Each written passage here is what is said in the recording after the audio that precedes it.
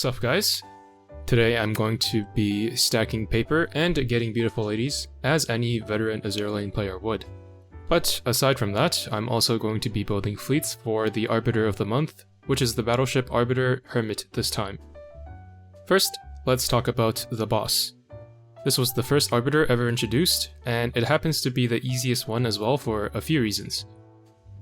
For one, it's heavy armor, which makes it take a ton of damage from torpedoes and aviation damage.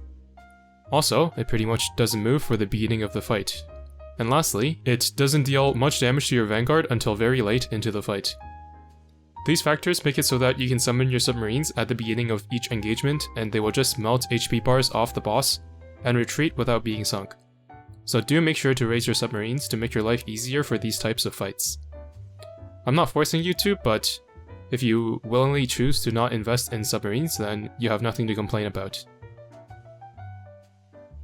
In terms of challenges, this boss creates a smokescreen at 50 seconds remaining into the fight, lasting for 40 seconds, or until 10 seconds remaining. It reduces the accuracy of your ships by 200, meaning that their damage output will be very low for the duration of the smokescreen. Therefore, it is a good idea to maximize your damage at the beginning of the fight before the smokescreen kicks in, similar to how in the heavy cruiser Arbiter fight, we maximized damage before the shield kicked in. Another problem you might run into is your main fleet dying, as it's possible for this boss to just randomly focus one of your ships super hard and sink them. If it happens, you can just exit out of the fight and try again, as it's not guaranteed to focus one ship every time. Lastly, it has the skill, which creates a shield every 20 seconds, which again has a 3-second offset from the 20-second mark. As you can see here, the shield does not kick in at 110 as you might expect, but rather from 107 until 103.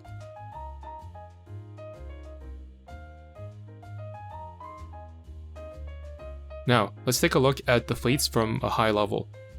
The first fleet features a bunch of preloaded damage to take full advantage of the window at the beginning of the fight, where the boss doesn't move and there is no smokescreen. I will also be showing you a forbidden technique, which you might be able to guess just looking at the fleet. The second fleet is a Nakaga fleet, which also aims to strike before the smokescreen and get around the shield at the same time. The third fleet is focused around USS battleships, featuring the newly retrofitted West Virginia and the new South Dakota unique augment.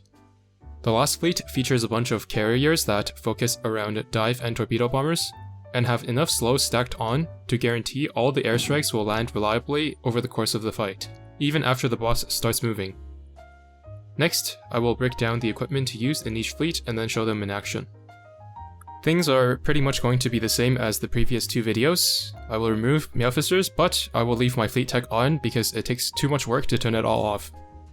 I won't be using rainbow ships or plus 13 rainbow equipment, but I will be using plus 13 gold equipment here and there. Only ones that should be a priority to upgrade though. It's probably no surprise by now that the first fleet is a manual fleet. We're here to get the rewards, not to show off to other people.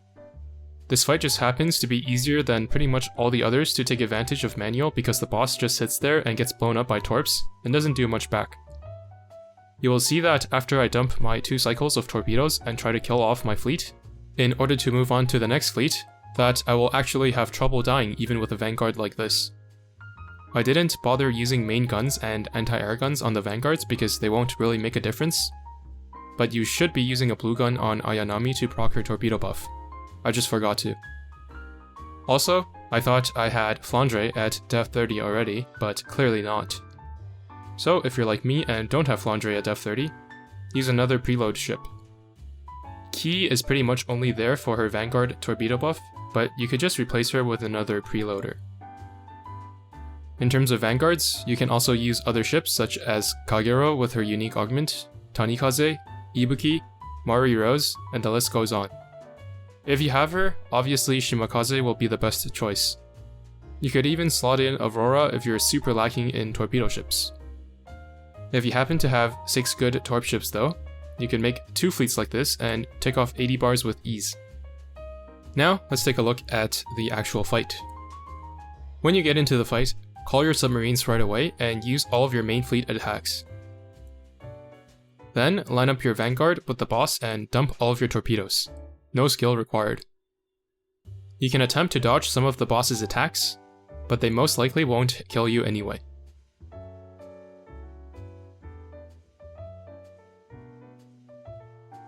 Then, when all your attacks come back off cooldown, keep in mind that the boss will put up a shield, so wait for it to expire and then dump your second wave of attacks.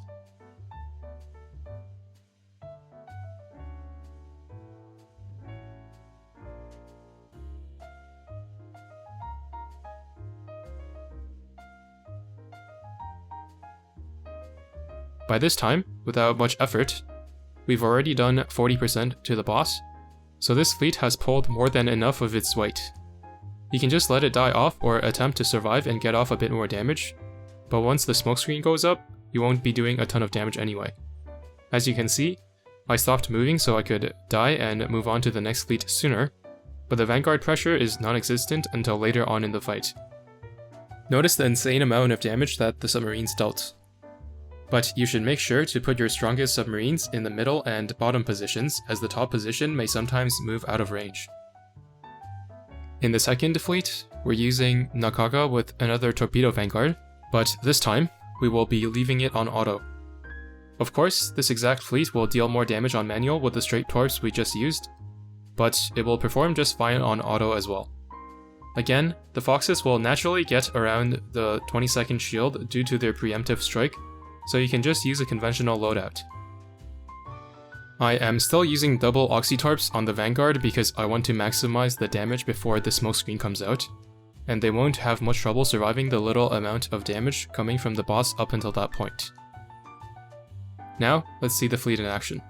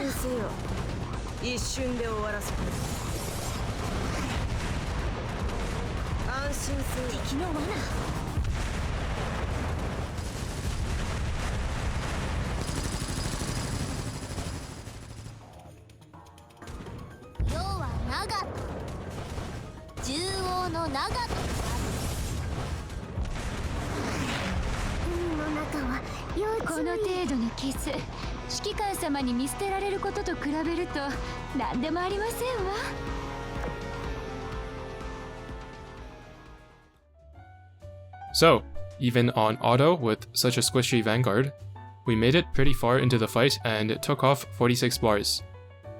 Two properly constructed fleets as well as a strong submarine squad can already take care of this boss, so you should really have no issues if you can substitute some of the ships I'm using with rainbow ships and stronger equipment.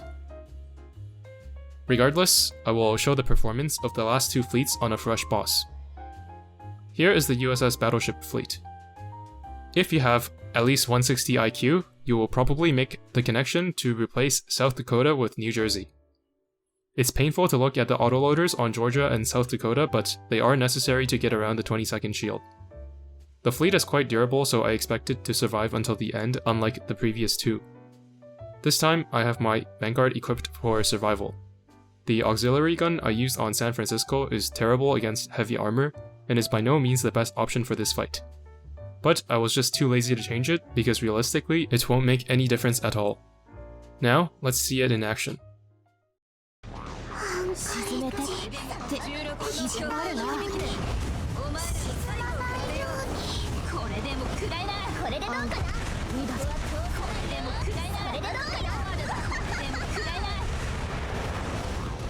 も食らいな。アンカレッジ16インチ砲弾の重さを思い知れ。この巨峰の響きでお前らの最後を奏でよう。これでも食らいな。これでも食らいな。ここまでだ。アンカレッジここは通さないよ。16インチ砲弾の重さを思い知れ。この巨峰の響きでお前らの最後を奏でよう。これでも食らいな。これでも食らいな。アンカレッジここまでだ。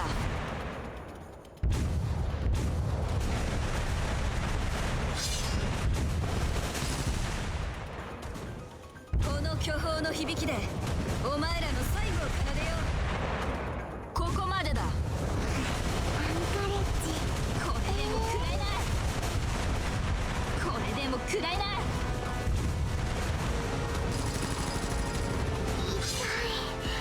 16インチ砲弾の重さを思い知れ。ここまでだ。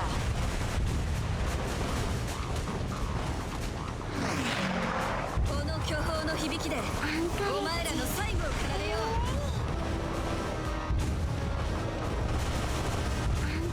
これでも食らいな。これでも食らいな。16インチ砲弾の重さを思い知れ。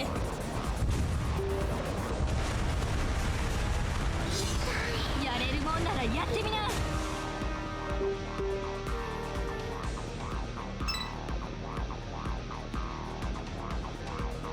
またあの日受けた屈辱を思い出させようというのか。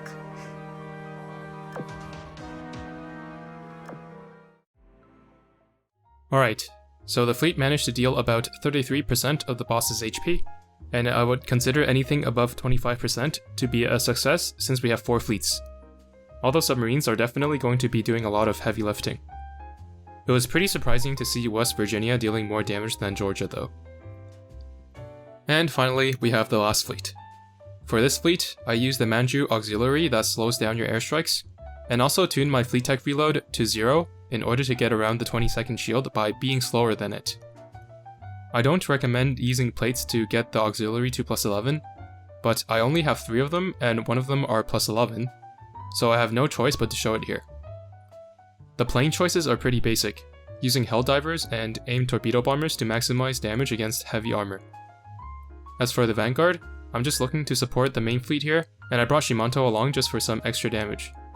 Her AA won't help your carrier stay concealed because of suicide ships anyway, so don't worry about that.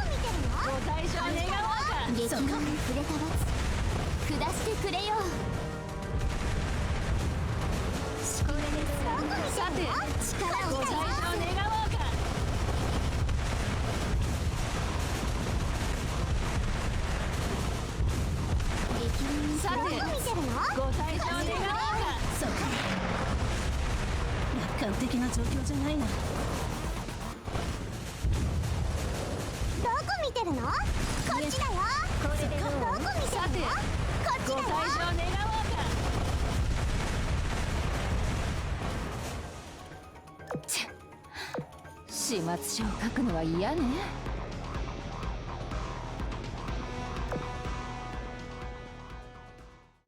And this last fleet dealt 52 bars of damage, even more than the torpedo fleets. So if you can make something similar to this, I definitely recommend it. Anyways, that's pretty much it for this video. Honestly, if you could beat the other 2 Arbiters, you should really have no issues with this one. In any case, good luck on your Arbiter attempts. Thank you for watching, and see you in the next one.